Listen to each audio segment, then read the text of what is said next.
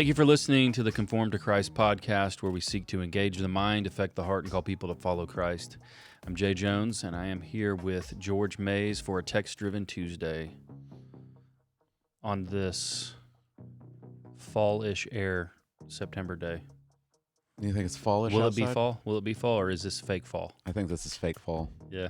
We always get a fake fall, and then it's scorch back on. Uh-huh. I'm hopeful that this is the real fall. What do you think, so? Larry? Larry, is this real? Got one more week. We got to get Larry a microphone. Larry, we got a microphone over there for you. We got to get you in this program. Yep. Larry thinks one more week until fall. I love the fall air, George. I'll give you a little insight as to why. Okay. Because one fall day in September in Hutchinson, Kansas, this ridiculously arrogant baseball player was working the concession stand for Hutchinson football. Uh-huh. And in came this little cheerleader with the brightest blue eyes you've ever seen. And I knew right then, I'm breaking up with my girlfriend. I said this. I was been dating this one girl for 2 years. I said, it's over. I just knew it. I said, I'm Angie and I were friends for a while. Like, we had become good friends. I don't know why I never saw her like that before. Yeah. But that night it hit me. And so that cool, crisp air, whenever that crisp air hits me for the first time, takes me right back. Takes you right back. Takes me right back there. Magic. Yep. Just transports you back home. Uh-huh. Yeah. That's it. She came there for a water or something. Yeah. That's it. All right. Some would say the fall air reminds me that duck season's coming, but that's not really what it is. Do you go every year? I used to. I didn't think you went. I didn't last I didn't year. think you went last year. Because I'd always take Drake with me, and now he's got football stuff. And, Oh, yeah. Yeah. And my duck dog's like really old now. Right. She's like the ancient one at our house. Like, Just take a new dog. we always go over Just take a new dog and just let that beast out. You don't even need to bring a gun. Yeah. She'd bark. She'd scare him away. She'd see it and bark. Yeah. Yeah. Maybe her bark could like vaporize the air and the duck would fall. I don't know. But my old dog, man, she's so old now. I always go over to her and I'm like, is she dead? Is she dead? She can't hear me or see or anything, right? So I'm like, have to like tap my foot by her, and then she feels the vibration. Yeah. She looks like the dragon on the Never-Ending Story. Okay. She's starting to look like that in her old age. Yeah. So Falcor? I'll just call her the Is that the name of the? Falcor. I just call her the ancient one. Okay. She's like the oldest dog ever, but she gets around pretty decent still. She just can't hear. Your new dog is the Cerebus. Yeah. Yeah. That dog thinks Evangeline is her baby. Really? Yeah, I wouldn't mess with Evangeline. So the other dog came over close to Evangeline and like barked at something else. Yeah. And my new dog perceived that as a threat. All right. And proceeded to roll her up. I was impressed. I felt bad for the old dog, but don't get close to Evangeline. Yeah. So, yep, the cool fall air. You like the fall? Yeah. You don't know. It's the death of summer. Yeah. George. Oh man. Just means I'm going to get cold even more. I forgot about that with you. Yep. Well, if you're listening, maybe you can make a donation to the program. Send George a space heater. Because it's about to be space knit heater. me a shawl. It's getting ready to be space heater season in George's office. That's what it is. There is no space heater season in my office. It is year round, my friend. It's either cold outside or the air conditioner has been turned down too low inside. Yeah, that's right. Yeah. All right. I don't know what's wrong with me, Jay. I don't know. What do you keep the AC on in your house? We got to get on to the program, but I got to know. Do you keep that thing above 72? Oh yeah. Oh my! It never goes below. It never goes below 73. I could not live that. I got to have it 72 or lower. It's usually 74, 75 during the day and 73 at night. Okay. All right. Wow. I don't know what to tell you. It's good for your bill, I guess. Well, it's Text Driven Tuesday. We got to jump in here. Hebrews, back in Hebrews, and sermon number 2 for Hebrews. Yeah. And you did Hebrews Let me look at the passage. 5 through 9. Yeah. I had to 5 through make 9. sure I divided this up correctly because Yep. it's Well, I was planning on doing the whole chapter. I guess you saw why I split it. yeah, you had to split it up. Which Yeah, is good. I'd written the entire outline for 5 through 14. Uh-huh. I had it all written. You had the whole sermon written out? And then Okay. Friday I was driving around town doing some errands, thinking about the sermon. I just don't feel good about it. I don't feel comfortable with it. I feel like I'm not taking the time and rushing through it. Mm-hmm. And This might be an opportunity to explain to people that listen. Like, maybe they wonder, what is it like to be a preacher? How would you explain, what you think about during the week? How much you think about it? I'd explain it this way. Let's go. So imagine you've got a test, maybe like a big test, semester test, mhm. that will determine your whole grade, and that's coming up on Friday. Yeah. So if you're not irresponsible, you probably study for it all week, and you probably think about it like all the time, like it's on your mind a lot. You and I were different students, Jay. Well, that wasn't me, in regular college. Okay. I'll tell you that. All right. That in seminary, things got different.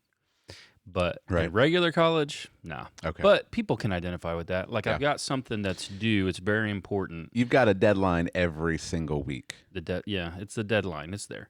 So I think a lot of people they view Sunday as the first day of the week, as it is the first day of the week. But for pastors, our perspective is a little bit different because Sunday is the end of our week, our cycle of what we need to do. Right.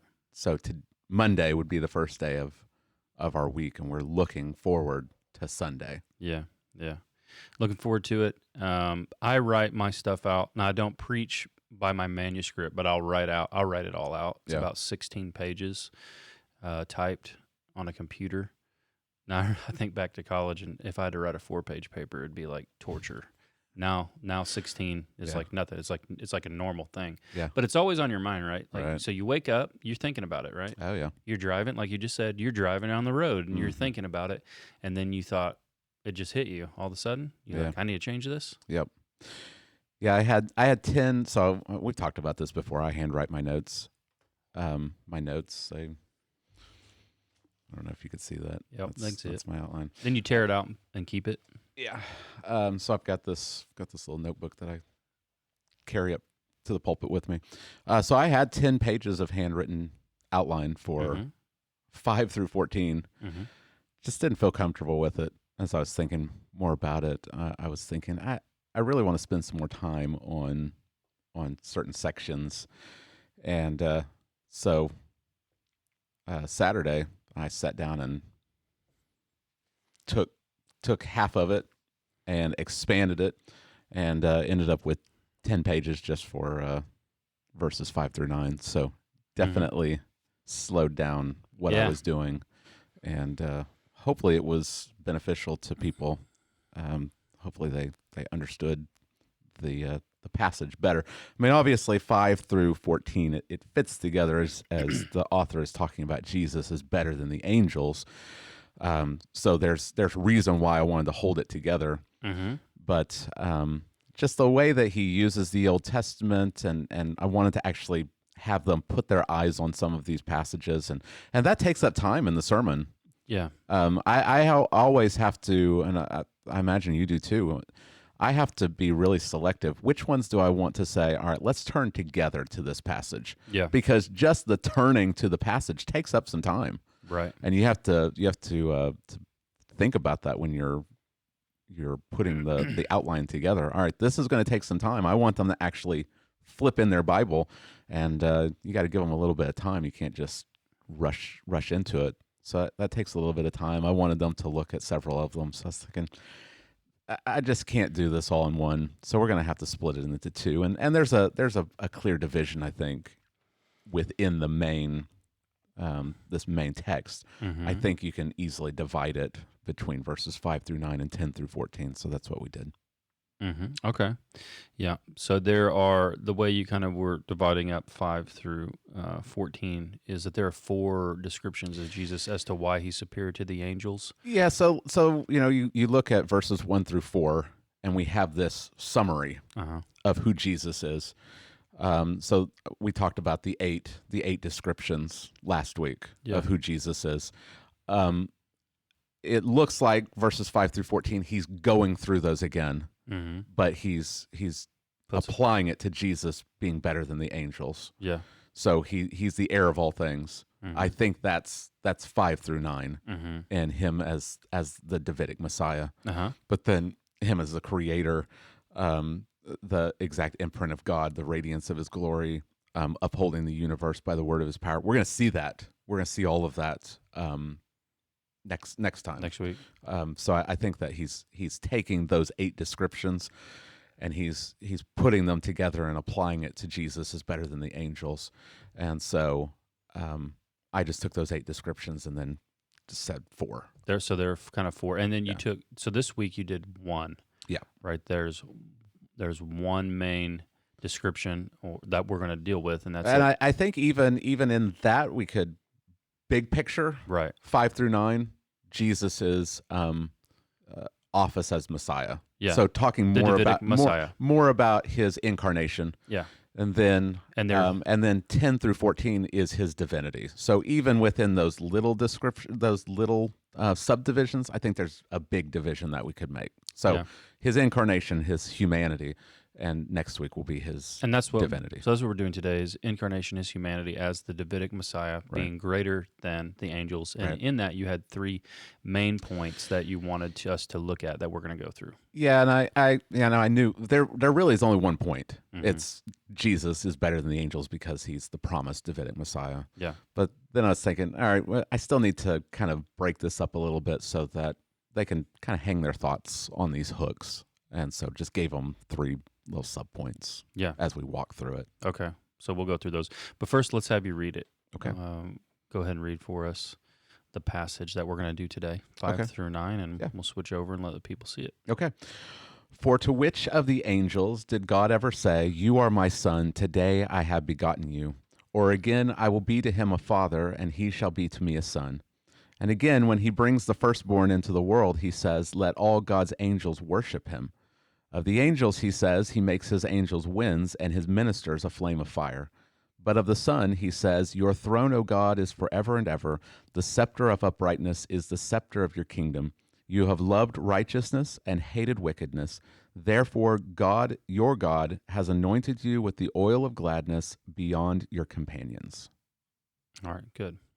So he's dealing with Jesus as greater than the angels. Right. Why is this? Why do you think he's dealing with it? First, let's say, why was he dealing with this back then? I'm curious about that. Well, and then after we handle that, I want to know, like, why is it relevant today? Right. I don't know if we want to get into it very much because I'm holding that off because I think that the answer for that is found in chapter 2. Okay. So we're going to get to it specifically why he starts out with Jesus better than the angels. But I can just say it's related to his entire argument not to go back to the old covenant. Okay. Don't go back to the old covenant that was delivered through angels, because Jesus is better than the angels, and so the covenant that he brings is better. All right. So that's we'll talk about it more when we look at verses 1 through 4 of chapter 2. So I think it's there. I think we can know definitively why he does this, but he puts it at the end. So we'll get to that. Right. But so you'd say, just for a teaser, people were impressed with the idea that the old covenant was mediated through supernatural beings? Yeah, I think just here's the grandeur of the old covenant. You think of when Israel came to Mount Sinai and the clouds and the darkness and the fire and the thunder and there was an earthquake and the old covenant. We'll look at the particular passages that deal with it in the. Stephen talks about it. Paul talks about it. It was mediated through angels. Well, Jesus mediates the new covenant, so it's an argument from the lesser to the greater. Yeah. So if this was the grandeur of the old covenant, the grandeur of the new covenant far exceeds it because Jesus is a better mediator. Okay. All right. So we will get to it All right. So in more detail. what about today? Today, though, let's say people might say, well, that's not. There's not really this emphasis on angels and the supernatural stuff today. Right. They might say that. Yeah. So is it relevant today I think so. to focus on this idea that Jesus is superior to these? Yeah. Angels? I think so. Maybe not in the sense of being tempted to go back to the old covenant, though, like we talked about last time, the Roman Catholic Church it kind of mimics the old covenant with all of their ordinances and the priest and the mass being a sacrifice and all of this. So there is that. And you see the Roman Catholic Church putting a heavy emphasis on angels. My opening illustration was, accidentally walking into a Catholic bookstore to apply for a job. And there's angels everywhere, just little figurines and paintings. And the feast of archangels is Wednesday. Yeah. So they have a feast that honors the archangels. There's a feast for the guardian angels on Saturday. So they set aside these holidays to honor angels. They even have an angel of God prayer that they teach that they'll teach young children to actually pray to their guardian angel. Right. You can Google it. Just Google angel of God prayer, and it'll pop up. Yeah. And you can see they're actually praying to an angel. But not even the Roman Catholics. Just walk into the salt cellar. Just walk into the the Christian bookstore here in town, and you'll probably see a bunch of angel stuff. Right. Maybe not to the extent of like a Catholic bookstore, but you'll still see kind of an emphasis on angels. But then just the world in general has a fascination with angels. I just Googled TV shows that have angels in it, and there's a list. Oh yeah. I didn't know all of them, but there's a lot. Mm-hmm. There's a lot of emphasis on angels. Now they get angels wrong, Right. Well, let's talk about that. They put this emphasis on angels because I think this sermon can also be relevant in another way that our people might not even be thinking about and considering, because he's showing Jesus as superior to these angels. We need to stop and ask the question, what is an angel? Yeah. And how do we see people obsessed and maybe even worshiping angels today? Mm-hmm. And I'd say the reemergence of paganism, which there's a big reemergence of paganism, Right. especially the Norse pagans, which is interesting to me because, my ancestry. Like there's this video I found yesterday, and it was kind of like a Viking war chant. And I was like, this is awesome. This would make a cool baseball walk-up song. And of course the comments were like, oh, I just got into Norse paganism and ancestral, like, I guess channeling their ancestors or whatever. That's in all paganism. Yeah. You may have a braid in your hair or whatever, but that's to channel your ancestors, all kinds of stuff. And this was just hitting me in my soul, and so Thor and Odin and all of this. So I think what's clear biblically is at one time, those angels interacted with people. Yeah. People might think I've never even heard of anything like this. So let's kind of try to get there.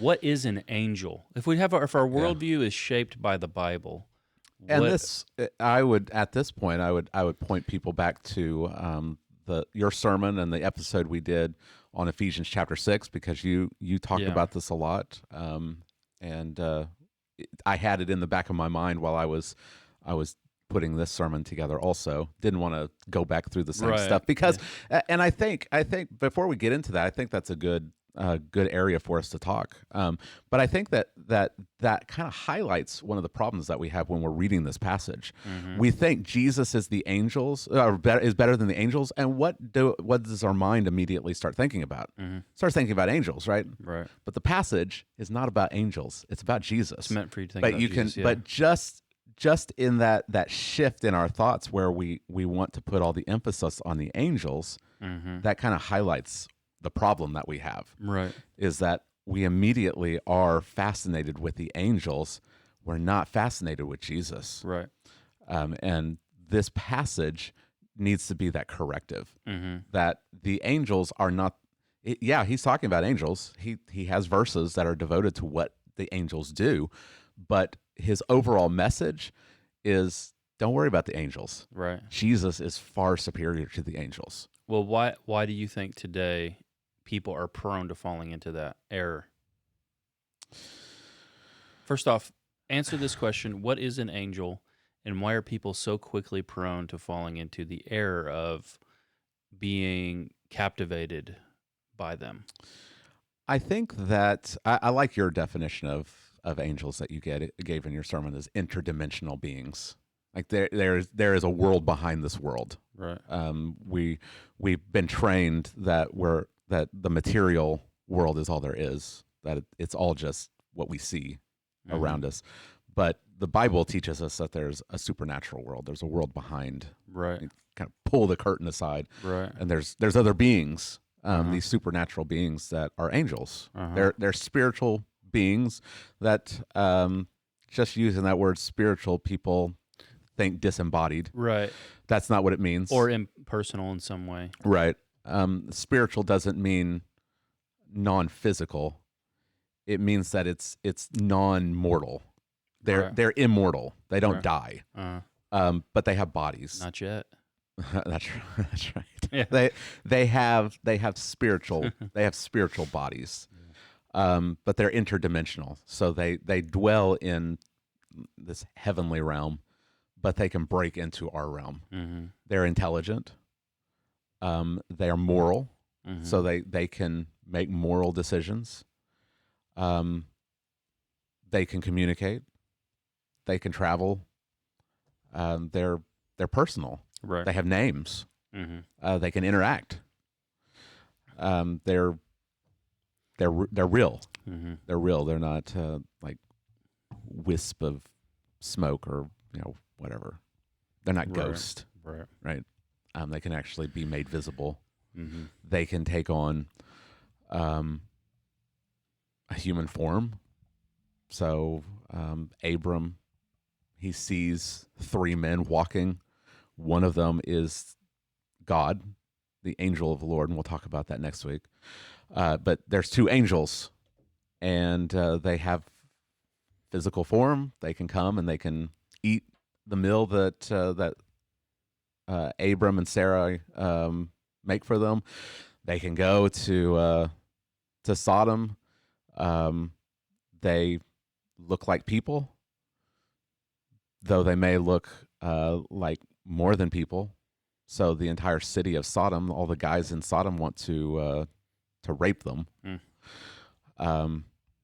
They can grab Lot to drag him out of the city.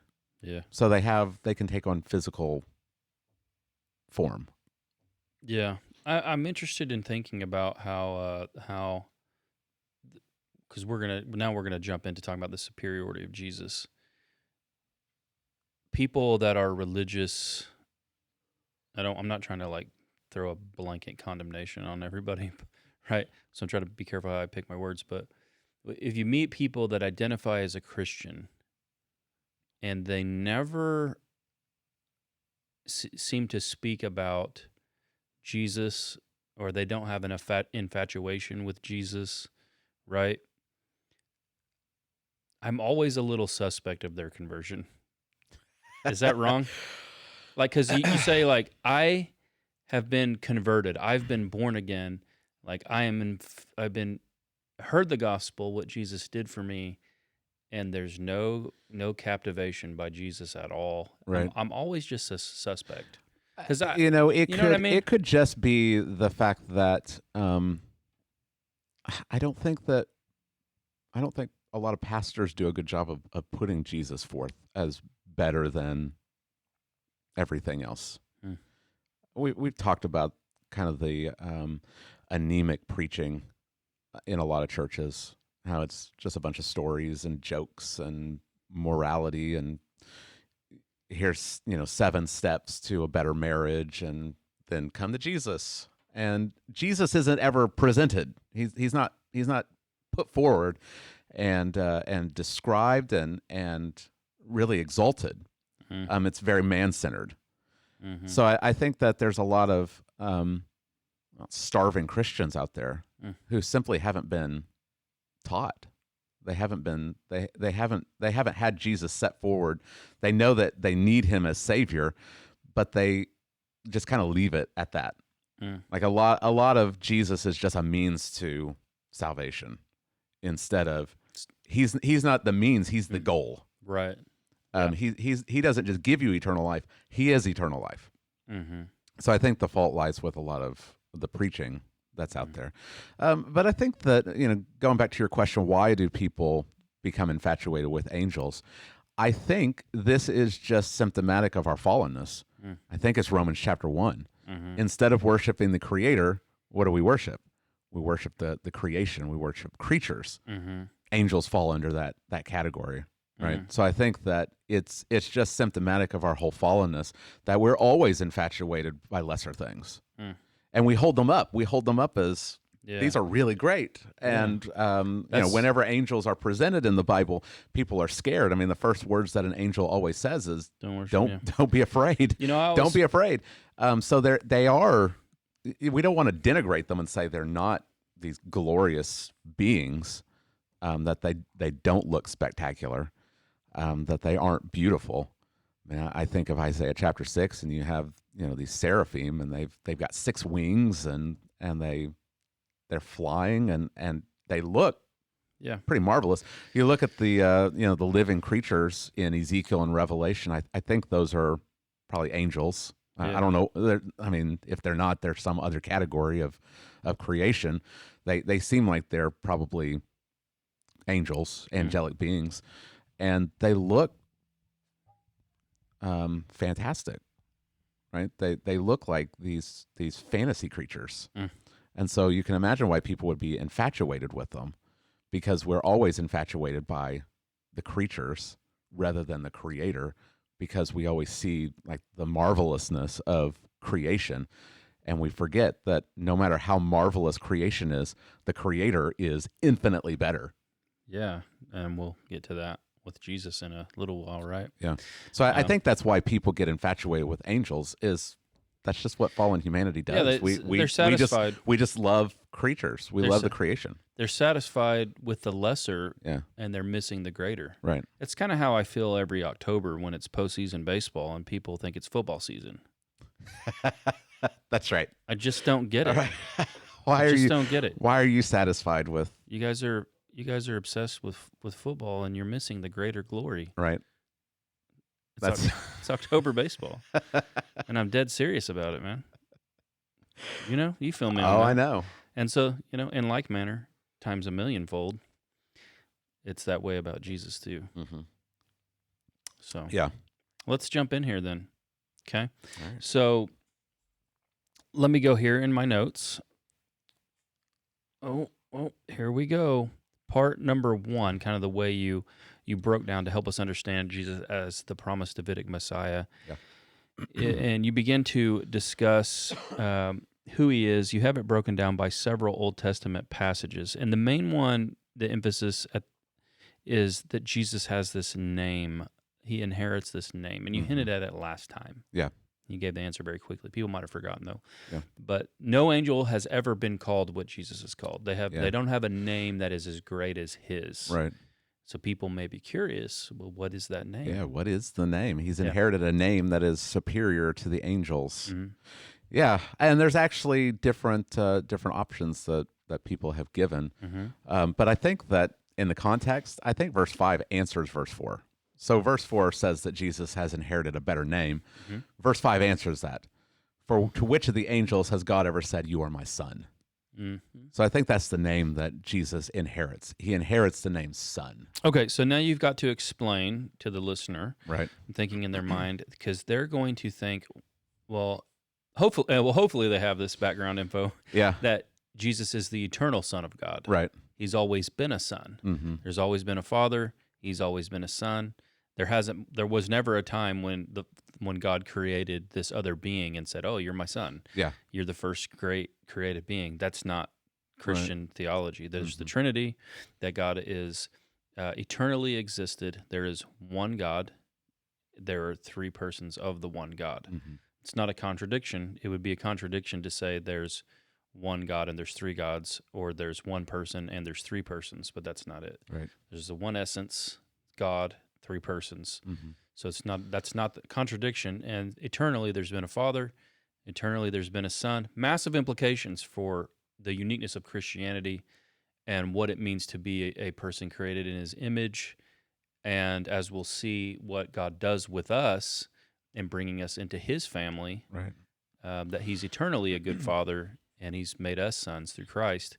But this says he inherited this name, like somehow he got it later. Right. So that might be confusing. How does he get a name later that's a son, but he was eternal son? Yeah. And it was at this point that I realized I can't do this in one sermon. Okay, I can't do what I this was entire wondering. passage. Like this was is the where one that got you? this is where I thought, okay, I need to spend more time explaining this because there's going to be people here that have never heard this. There's going to be visitors. There could be non-Christians. There was a guy here who'd never heard the gospel before on There was Sunday. a guy here who never heard the gospel, yeah. If he's never heard the gospel, he's probably never heard things about the Trinity or the Yeah. incarnation, the hypostatic union. He was very interesting. He said God told him to come to church. Yeah. I didn't ask him how. Because we have our own opinions and beliefs on how God speaks to Right. people. But anyways, he was here and he had like a notebook and he had all these things written in it about like how he was thinking about Mhm. God. And Okay. so I just said, hey, you don't really got to speculate because our speculations about God are not close. They're not even accurate or good. I said he's got a Bible. He just got one. I said just read the Bible. You don't have to guess about anything. Right. It's all right there. Yeah. But he never heard the gospel before, so he got this big time theology. Yeah, he got deep theology, which I'm glad that I took the time. I'm glad that he hung I in there decided. too. I was watching him. He was paying attention. Okay, that's good. So anybody who says you can't, Right. he didn't get up and leave. Yeah. Yeah, I glanced at him every once in a while to make sure he was still in his seat. Yeah. I was worried about it. I was worried for him. I was thinking about him while I was explaining all of this. There's no waiting in here at our church, right? You're not going to tiptoe into the kiddie side. Right. You're going to get thrown in the deep end. I mean, this is deep theology, and Hebrews demands that we think about these things. Yeah. Because if we don't have a good Christology, if we don't have a good theology of who Jesus is, there are going to be statements in Hebrews that aren't going to make any sense. You know what I thought was interesting? I don't know how he kind of snagged this out of your sermon, which most Christians, I don't say most, many don't grasp initially, is that Jesus was the creator of the world. He got that because he said Okay. it to him out there. He's like, let me get something straight. Yeah. Like, so Jesus is creator of all things? Like, yep. See, he's already thinking about next week when we'll talk about Maybe Jesus as the creator. Maybe he he saw that read as he was going. I mean, we read the entire chapter, so he got it. Mm-hmm. So that's good. But we have to have a good Christology, or I keep thinking about chapter 5, verse 8. Mm-hmm. It says, "Although he was a son, he learned obedience." Well, if you don't have a good theology of who Jesus is, Yeah, you're gonna have that's a problem. that's not going to make any sense. You got problems now. Yeah. Verse 9, he's being made perfect. Well, if you don't have a good theology of what we're talking about, you're really going to struggle with this stuff. So just at the front, we just have to understand what is going on here. Right. So he's not talking about Jesus as the eternal Son here. Now, he'll get to that. We're going to talk about Jesus' divinity Right. next week Uh-huh. and his eternality. But what he's talking about here is Jesus in his incarnation. Okay. Yeah. And so Jesus is the eternal Son of God. But in the incarnation, the eternal Son of God takes on human flesh. He Yeah. clothes himself in humanity. Mm-hmm. And he's not just, you've used the illustration before, it's not his God brain just driving a human car. Mm-hmm. Like it's not just a human body, but like God has hijacked it, and he's it's like a robot. He is truly a man. So he's got not just a body, but he's got a human mind. He's got a human soul. He's got a human will. He's got a human nature. He is just like us, in every aspect, except without sin. Mm-hmm. And it's in this regard, in his incarnation, that it is said that he inherits the name son, because that word son is tied to the promises given to David about the Messiah. Okay, yeah. So he quotes 2 Samuel chapter 7, which is the covenant that God makes with David. And he says that one of your sons is going to come. He's going to sit on the throne forever, and I will be his father, and he will be my son. Right. He's talking about this is the Messiah. Yeah. In his role as the Messiah, Mm-hmm. he is called God's son. Yeah. Yeah. So there's the eternal aspect where Jesus is in his divinity, he is eternally the second person of the Trinity, but then in his incarnation in his office as the Messiah, the God-man, Yeah. he inherits the name Son. Mm-hmm. He is the Messiah. Mm-hmm. I didn't quote this or look at this, but a good place to see this is in Romans chapter 1. Mm-hmm. Paul's introduction to the letter. He says that the gospel is concerning his son. So this is the eternal side. This is the eternal son, who was descended from David according to the flesh, and was declared to be the Son of God in power according to the Spirit of holiness by his resurrection from the dead. Right. So this is his work as the Messiah. Right. He inherits the name Son. Yeah. And I think that's just synonymous with he is the promised Messiah from David's line. Yeah. Okay. Yeah, that's good, and it's a good distinction that's got to be made. Right. And we have to have that. Well, and we're just going to keep talking about it throughout chapter 2. Mm-hmm. He's going to talk about the necessity for the eternal Son to take on human flesh and be like us. This is not just a throwaway doctrine. This is absolutely vital for the Christian faith. Yeah. If this isn't true, if the things that we're saying about Jesus aren't true, then what we're saying about him as the Savior who actually saves, it can't be true either. Right. Yeah, and no angels have ever had that name. Yeah. So angels are often called sons of God, plural, Right. in the Old Testament. Uh-huh. So Genesis chapter 6, Job chapters 1 and 2, when the sons of God came and presented themselves to God. Those are the angels.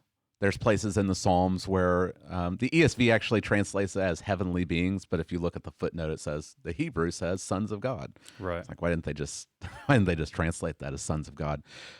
Just talking about the angels, Mm-hmm. but never has God singled out one of the angels and said, "You are my son." Right.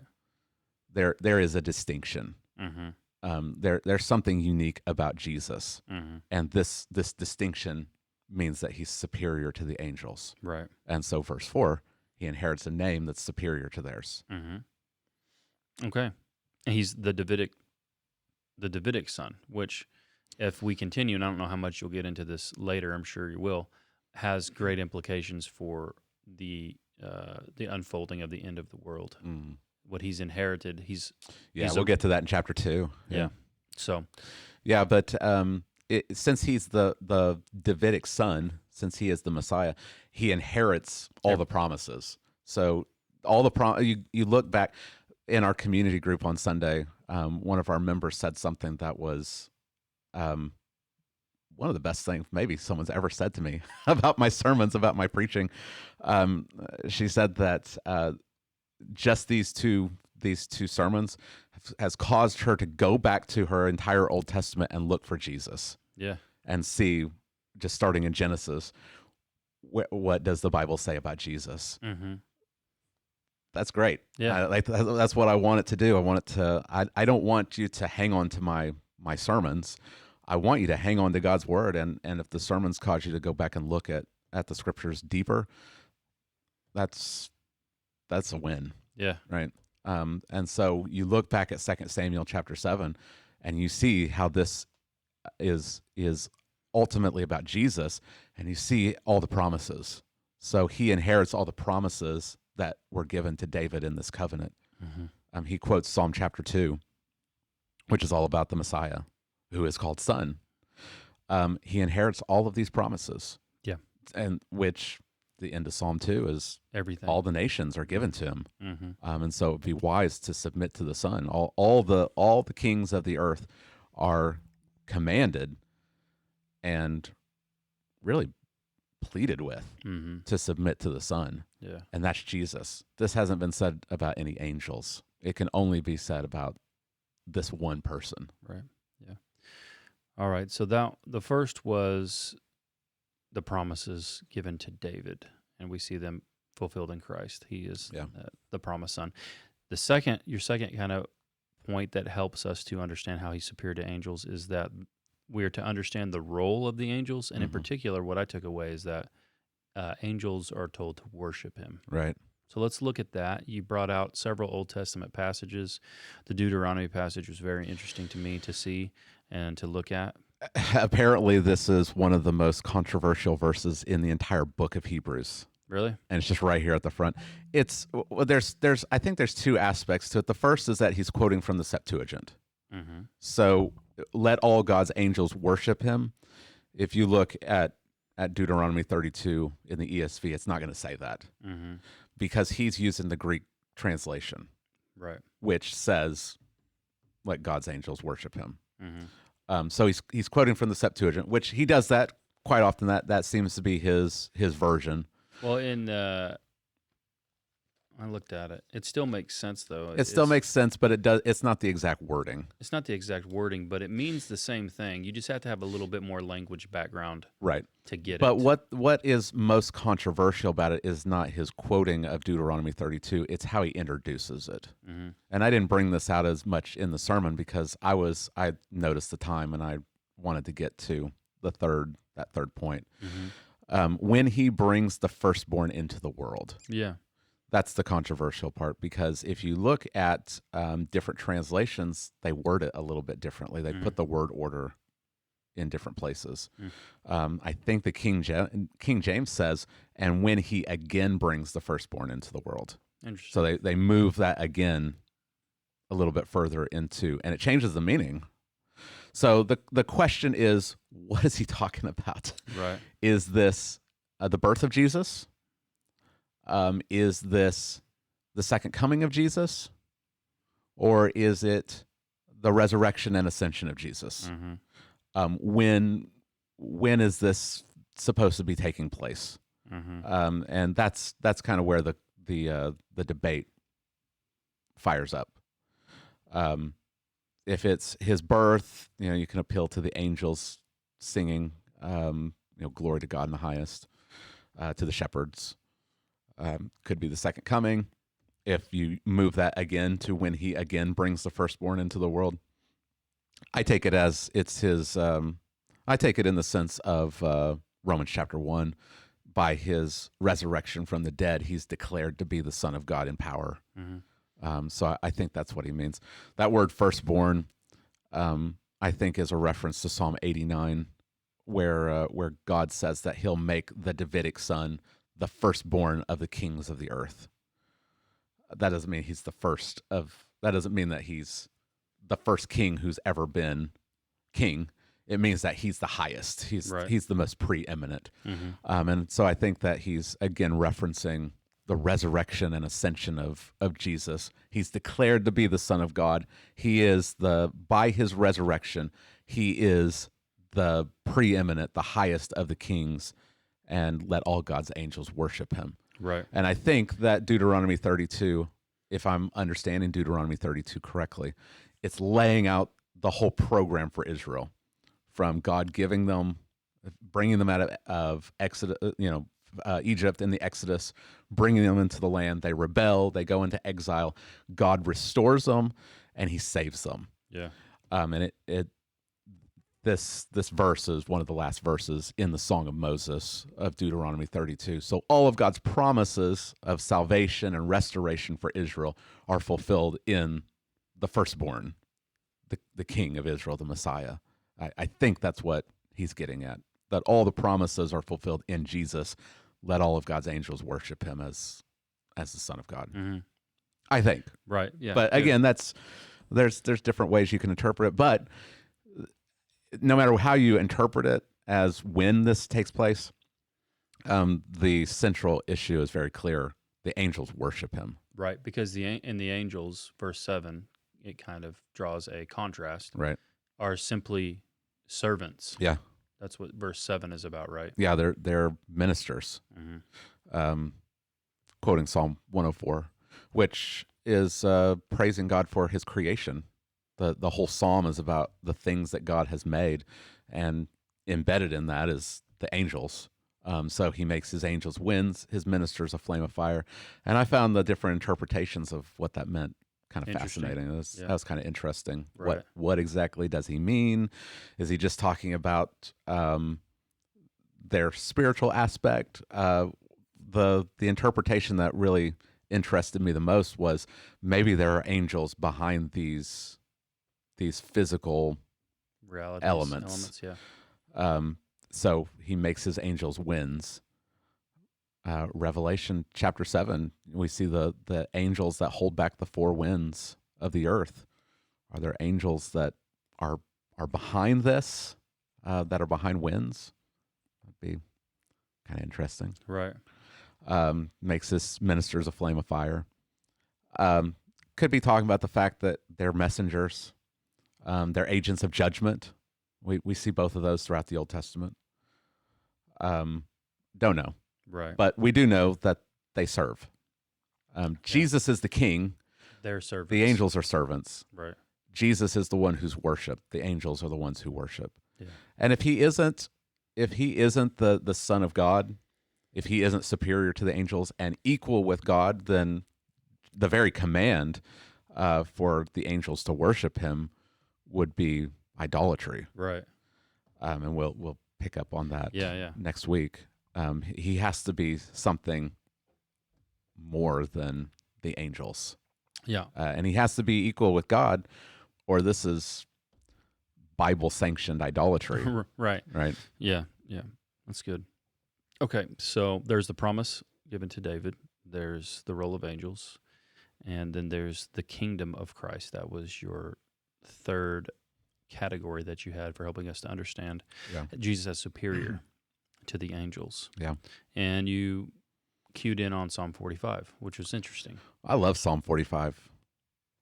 It's tempting to just, let's take a break from Hebrews and go to Psalm 45 and let's talk about just Psalm 45 because it's so interesting in its original context, but then the way that he's using it is really interesting. Mm-hmm. And this kind of helps us to understand how we're supposed to interpret the Bible also. Right. So Psalm 45, you go back and read Psalm 45, and it's a psalm that was penned for one of the Davidic kings. Seems at his wedding. Mm-hmm. Seems like it's a wedding song. It's praising the king as the bridegroom in his power, in his righteousness, in his beauty. You're the most pleasant of all men. And then the second half is really praising and rejoicing with the bride in how she's marrying the king. Mm-hmm. But what is really the most striking is how the king is addressed. Yeah. In verse 6 of Psalm 45, your throne, O God, is forever and ever. Yeah, which is what is quoted here in Hebrews. Yeah, which is quoted here in Hebrews. Mm-hmm.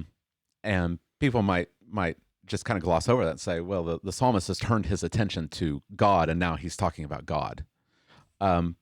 But that's not what's going on here. If you read it, your throne, O God, is forever and ever. The scepter of uprightness is the scepter of your kingdom. Who's he been talking about? He's talking about the king, right?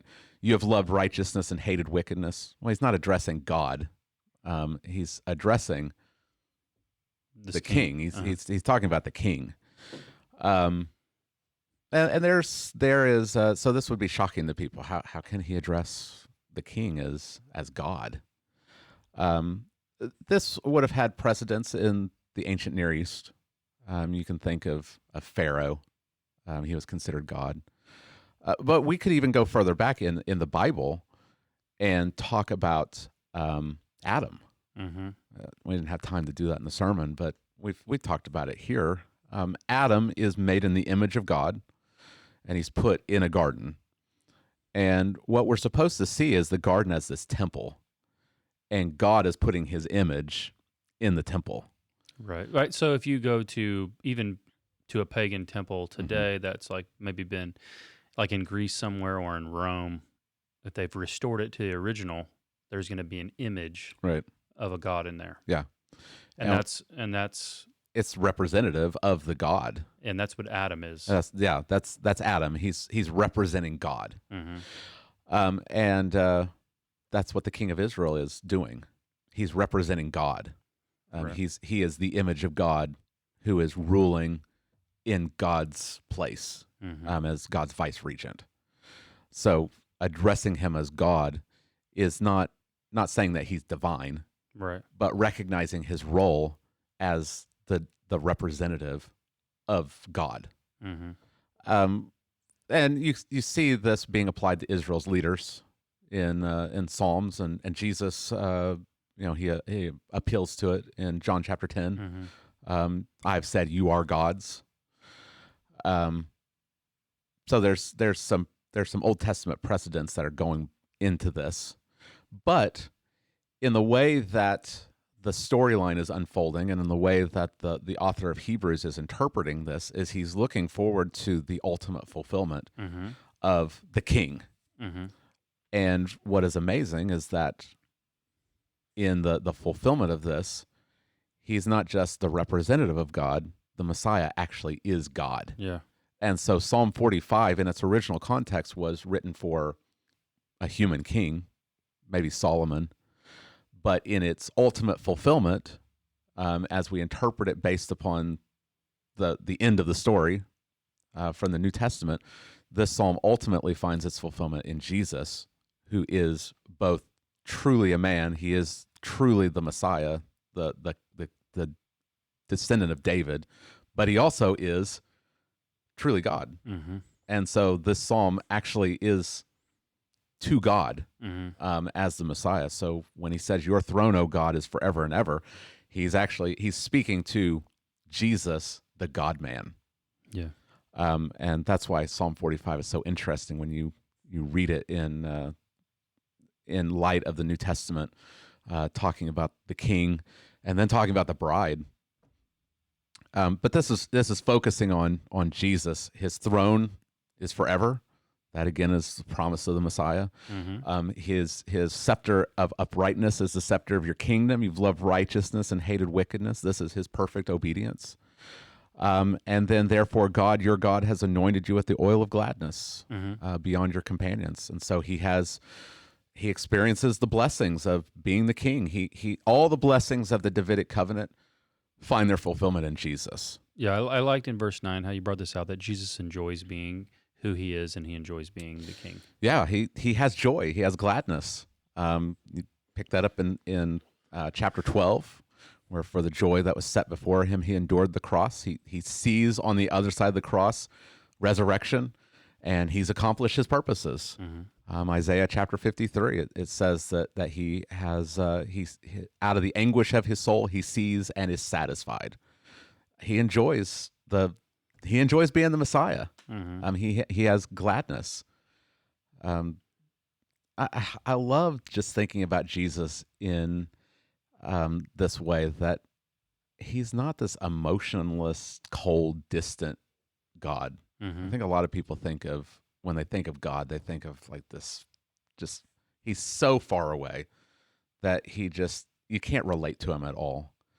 But what we see in places like this is that Jesus, he is filled with joy. Mm-hmm. He's filled with gladness. And it has to do with his work as the Messiah. Right. He has endured all of this for the sake of his own joy. Mm-hmm. But then I think that, for us, also, there's joy for us also. Yeah. So God has anointed him with the oil of gladness beyond your companions. Mm-hmm. So he has joy, but that doesn't mitigate the joy that his companions experience also. Mm-hmm. And you look at Psalm 45 and you can just see everyone is happy. Mm-hmm. This is one of the happiest Psalms. Right. There's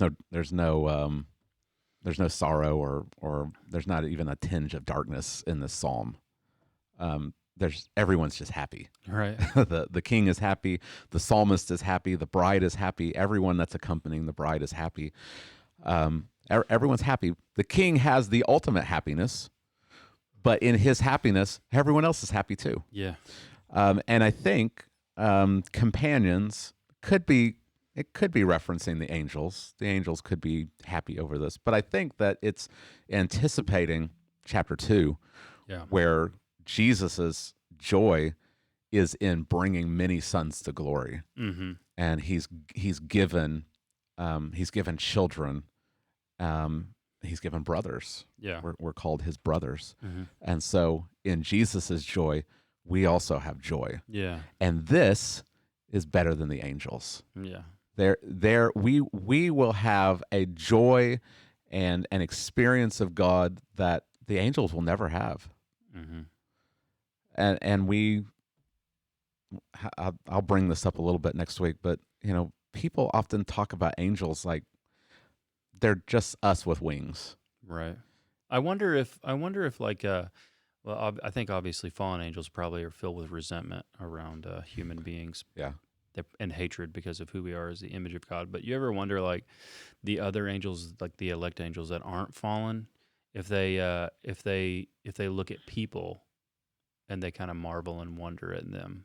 Yeah. Like in the way like a regular person would look at an angel and go, "Oh, what an amazing right. that's an amazing created being." Right. Right? You'd be like, "Oh, yeah, majestic." Do you wonder? I wonder if they think because we're the image of God. I think so, and I think we not. talked about this a little bit. I think that this explains the fall of Satan in a way that no other theory really does justice to. Mm-hmm. So there's always the question: why would the fallen angel we now call Satan, why would he have rebelled in the first place? I think it's because God has created these angels and they are beautiful. They're spectacular. And then they see God take this dust and fashion it into a human and breathe into him life.